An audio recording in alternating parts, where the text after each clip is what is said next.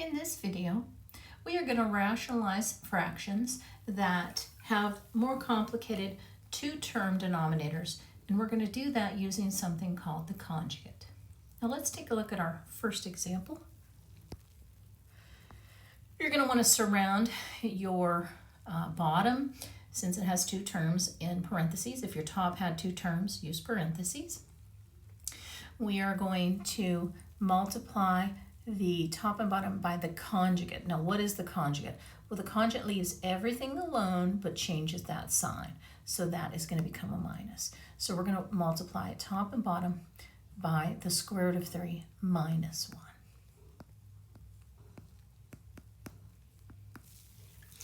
Now, we have to follow the rules of algebra here. So this 2 sitting in front of that parentheses means we have to distribute the 2 to both pieces. So let's do that. We get 2 radical 3 minus 2. Now let's talk about the denominator here for a minute. They are conjugates. What are conjugates? Well, if one is a plus b, the other is a minus b. And if we multiply those together, you always get the difference of squares, a squared minus b squared. Now, why does that happen? Well, if I distribute, FOIL, whatever you want to call it, my a would multiply twice, a squared negative ab. My b would multiply, giving positive ba or ab, and a negative b squared. So we would have a negative ab and a positive ab, which would cancel out. So the only thing left would be a squared minus b squared.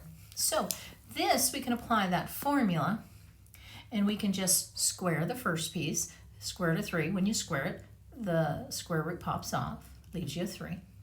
And square this piece and just subtract them. So 1 squared is 1. Now we get 2 radical 3 minus 2 over 2. Now this denominator is under both pieces. So the only way we can cancel that out is if both pieces are divisible by 2. Now both pieces are divisible by 2. So that would be 1 radical 3 minus 1. So there's our first one. Let's practice doing it one more time.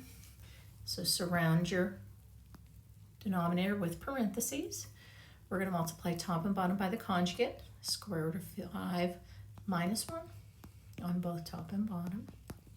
If we distribute to the top, we're going to get 10 radical 5 minus 10. If we distribute on the bottom, we're going to get 5 minus 1, which happens to be 4.